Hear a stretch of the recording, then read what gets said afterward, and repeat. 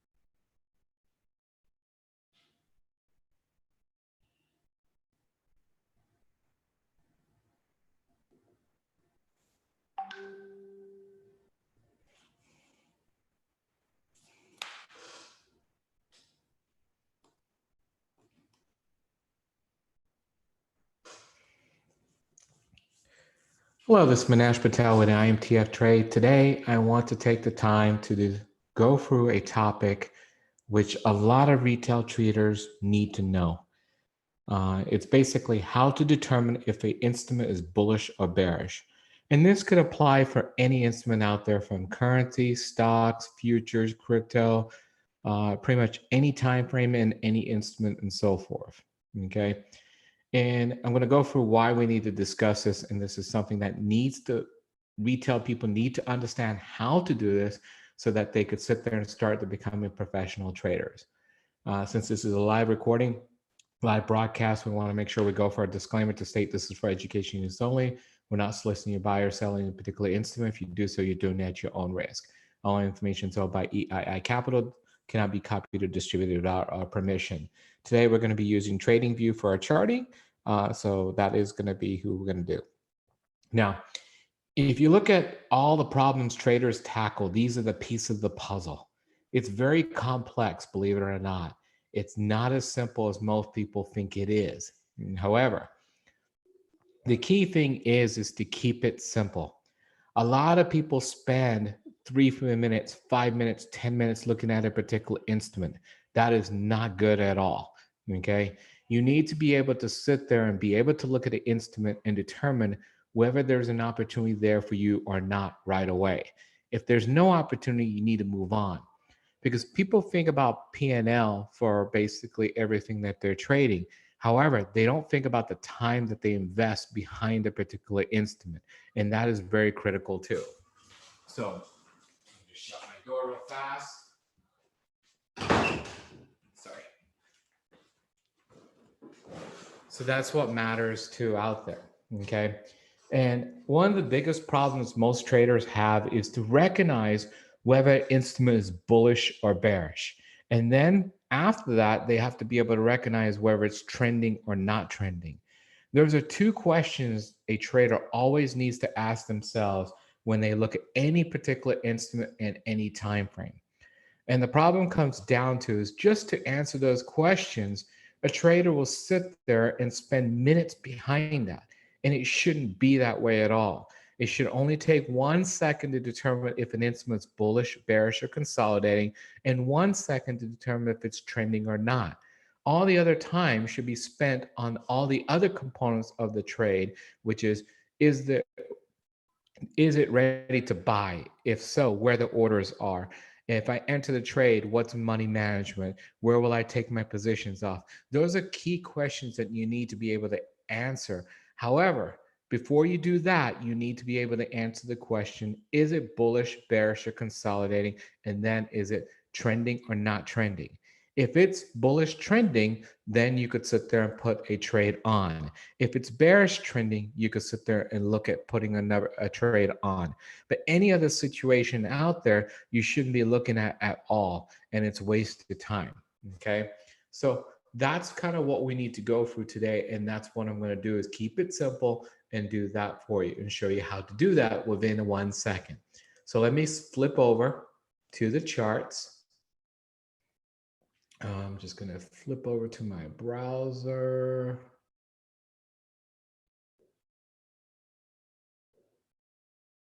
And believe it or not, it's not even showing up. Give me 1 second.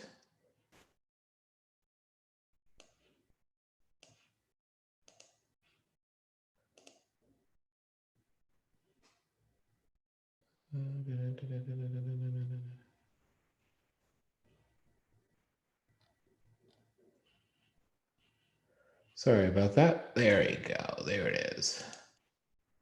Okay. So this is a chart. This is a simple chart here. This is the E-mini S&P 500 futures. And I just selected on the monthly time frame to keep it simple for right now. Okay. So I do not want to complicate the process at all. I want to keep it simple. Now, many people have many types of indicators on their screen. Okay. You only need one indicator, believe it or not. It's called the Ichimoku. It's the Japanese cloud system out there. Okay. And the reason why is the Japanese system keeps everything simple. In fact, Ichimoku means at one glance. The whole idea of the system is to keep everything as simple as possible. And here's how it works. You have this cloud here. Do not worry about the color of the cloud. Do not worry about the thickness of the cloud. A lot of people talk about on the internet. That is irrelevant completely. What you need to do is see if price, specifically the closing price here, and you can look at the current bar, which is right here to the right, is above the cloud, in the cloud, or below the cloud. If price is above the cloud, the sentiment is bullish. It's as easy as that. If price is in the cloud, the sentiment is consolidating. If price is below the cloud, the sentiment is bearish. This is how you could easily, within 1 second, determine if an instrument's bullish, bearish, or consolidating. It's as simple as that by looking at the current closing price for any instrument and any time frame and see where we're at. If it's above the cloud, bullish. In the cloud, consolidating. Below the cloud, bearish. Okay? That basically determines the sentiment for the instrument. In order to trend, you have to also be above this green line. Do not worry about this green line at all. It's the Kijinsen. It represents the support resistance of the last 26 bars. Since we're on a monthly time frame, that's 26 months. Either way, do not worry about the formula at all. Reason why is we want to keep this simple and we want to sit there and make money, not sit there and become a full-time student on it at all.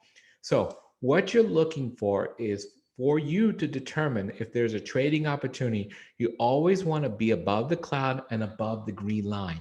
That is the best scenarios there for a trading opportunity. Okay. So I'm going to take the E-mini S&P 500 futures, and this is a monthly time frame here. It cleans things up. Okay. And I want to show you just from a simple investment point of view, since it's a monthly time frame, how this works. So over here, if you look back here in September 1st, 2010, this is after we had the real estate crash and whatever you want to call it in 2009 and so forth. We were below the cloud, so the sentiment was bearish. Okay. We got to a point where we're below the cloud, but above the green line. That means its sentiment is still bearish, but we're consolidating since we're above the cloud. Over here, for the first time, December 1st, 2010, we got above the cloud and we're above the green line. That means we're in a bullish trending scenario here. We stay that way, we stay that way, we stay that way. Over here in 1 month, September 1st, 2011, we got below the green line, but we're above the clouds. That means for 1 month, we consolidated. Then the next month, we start to beginning a trend again. And what you want to do is the very first time you get above the cloud and above the green line is when you want to start looking for a trading opportunity, a trading setup. Why? That gives you the lowest risk scenario. That gives you the best reward risk that you could sit there and get in a particular trade. So that's how we bring money management in, is that you want to get in as soon as it closes above the cloud and above the green line for the first time for those situations. So in this situation here, so October 3rd, 2011, we closed above the green line because we're above the cloud already. And at that point, the state of the market for the long-term picture, which is because this is monthly, was basically bullish trending. Notice one thing. We stayed above that green line here over and over and over. A couple of times in a month, We went below that green line, but we always closed back above that green line here. And you could see this situation here, even for retirement accounts. If you sat there and invested at that point in just the S&P 500, look at what happened here. You would have sat there and stayed in the position here until this month here, which is last month, where basically we got below the green line, but we're still above the cloud. That means since we're still above the cloud, we're bullish.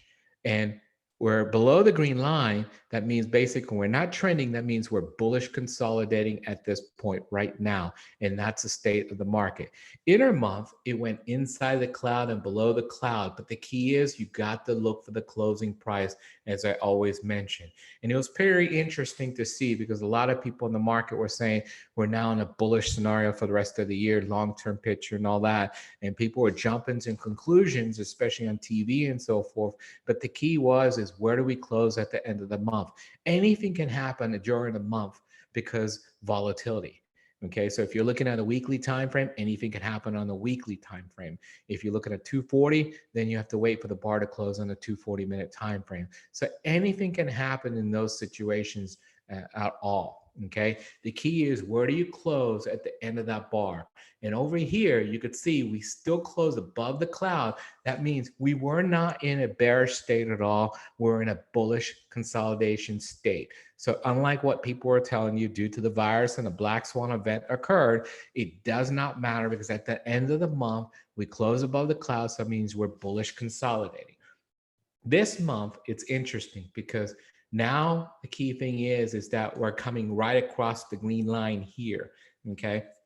If we close above the green line on the at the end of the month, that means basically we're bullish trending again, long-term picture. If we stay below the green line, that means basically we're bullish consolidating. So that's a long-term view of exactly what's going on with the market and so forth. Okay. So now let's go down to a lower time frame just to kind of see what's going on a day-to-day basis for the markets and so forth. Because you see the stock markets go up 2%, down 2%, up 5%, down 1%. You kind of see a swinging action back and forth, back and forth. The 240-minute is the bridge between the swing traders and long-term traders. And you could see here what's going on the beginning of the month. So you could see here, April 1st, we were basically above the clouds, so we're bullish, but we're below the green line here. That means we're bullish consolidating. We really didn't sit there and start to trend until this bar right there. When that bar closed on April 5th, this market went into a bullish consolidation state, and this is a 4-hour, so basically for a week to 2 weeks at least. And that's what you're looking for. So you could see here, next bar here, April 5th, we went bullish. We stayed in that bullish state all the way to here, where we basically consolidate a little, went back and forth between consolidation and trending. Then we had a gap here with volatility. It didn't stay at all, but we're still bullish trending. And then we closed below the green line. And then basically we went for this scenario here.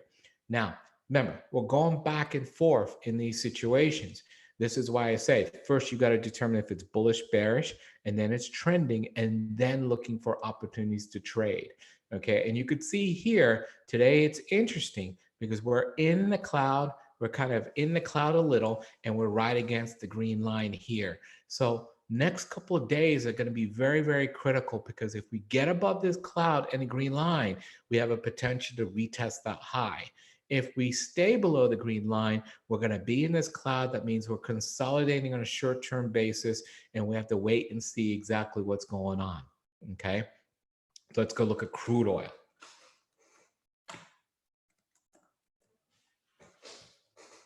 And we're going to look at crude oil futures, and let's look that way. Actually, let's not look at the futures.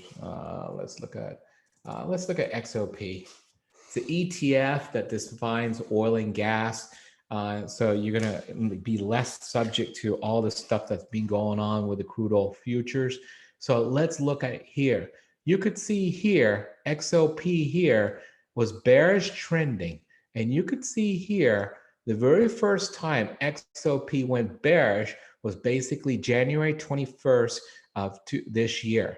A lot of people been talking about how crude oil has been going down right now. However, the first sign was right here is when the sediment changed and this went bearish. And since it was below the green line, that means it went bullish trending on this exact date here. It stayed there. You had one little bar here that closed above the green line, went into consolidation. Next bar basically went right back into bullish trending here. And you could see here that it stayed in that bullish trending state all the way to right there, which is April 2. Okay. So we were bearish on natural gas, crude oil, everything bearish all the way here to this exact date right there. Then you could see that basically it's consolidating, bullish consolidating. Then it went into a consolidation state, which is exactly where it's at right now.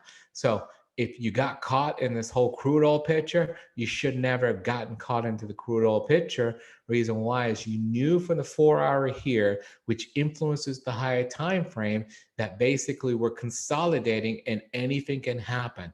When you're in this cloud here, anything can happen, especially when it's this thick, because it's harder to get above the cloud or below the cloud to start a trend. So that's the key thing there is that crude oil was giving you very clear signs. Basically, it was basically doing nothing except consolidating. So you should not be looking for a bullish trade or bearish trade at all for it.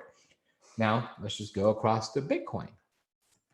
You can literally apply this for any instrument in any time frame for anything around the world. Now, here's Bitcoin on a 4-hour, and we'll look at what's going on here. Just wait for the charts to load real fast. Okay, and you could see here, right now, it was below the cloud, below the green line, started bearish trend here. And notice one thing, whenever you change states here, went below the cloud here and below the green line, you kind of want to wait for the next bar to confirm. You get a lot of fake movements that happen where basically the first minute it goes below the cloud here and next minute the sediment changed. You don't want that scenario at all. Okay, so what you want to do is you want to see it below the cloud and below the green line, and you want the next bar to follow through. And if it does, then you know it's real. If you don't, you know it's fake. And here's another perfect example here. Went below the cloud here, next bar never followed through, so it was fake. Next bar over here, this basically changed to bearish. Next bar was a bearish bar, so it did follow through and did start a trend. Well, sorry, right here, it was bearish trending right there because it's below the cloud and below the green line. Next bar followed through, so it did sit there and go to the next support, which is the low pivot, testing of that pivot low right there. And that's what you want to see. Exactly the same thing here. Close above the cloud here, bullish trending, next bar followed through, consolidated, but still went in your direction here. Bitcoin's really not taking off on that much. And the reason why is if you look here on the daily time frame, which is the 4 hours trying to influence here, and we'll wait till the chart loads, you could see the problem comes down to is Bitcoin is not confirming staying above the cloud at all. That is not a good scenario. So you had one day here, it went into a bullish trending scenario. Next day, never followed through at all. And that's kind of what needs to happen. It needs to close above the cloud and above the green line, and next bar needs to follow through. If so, then Bitcoin could sit there and start to go up on a long-term basis. Okay. Now, this concludes what we just wanted to go through. So we just wanted to keep this process simple, show you basically how you want to sit there and find instruments that you should be able to look at an instrument within 1 second, determine if it's bullish or bearish. And that's just as simple as looking at it above the cloud or below the cloud. And then in another second, you want to determine if it's trending or not trending. Okay. And that's how you determine if it's above the green line or below the green line. It's as simple as that. And remember, the best place to get the best reward risk is as soon as it changes states, that means it got above the cloud and above the green line for the first time, or below the cloud or below the green line for a bearish opportunity, that's when you want to look at right away to sit there and enter, because that's your lowest risk scenario and give you the highest reward risk that you could sit there to achieve consistent profits over and over and over. If you guys have any questions, you could email us at info@eiicapital.com. If you like this video and like to see more of these, please sit there and click on the like on the YouTube video, and please share your video. The more we get likes, we get more shares. We'll start doing more and more of these short little tutorials live for everyone to sit there and help you guys turn that corner from retail trader to become a professional trader. Have a good evening. Thank you, everyone.